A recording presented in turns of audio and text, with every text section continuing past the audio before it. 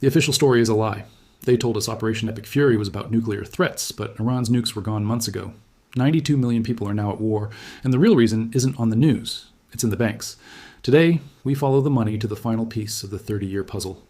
Theory 1, the ultimatum, Israel and Trump. Insiders claim Israel gave the U.S. a terrifying ultimatum.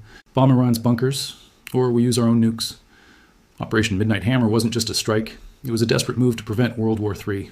Netanyahu has been waiting for this since the 90s, and now the military-industrial complex is cashing in. Theory 2, the energy kill switch, China and oil. Why close the Strait of Hormuz? Because 25% of global oil flows there. By choking this route, the U.S. just flipped China's financial kill switch.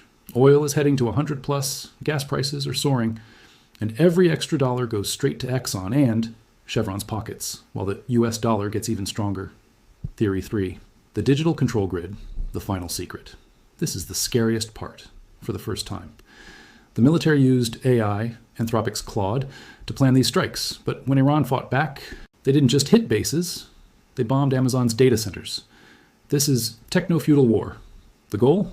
A global control grid where money is programmable, and Iran was the last country standing outside that system.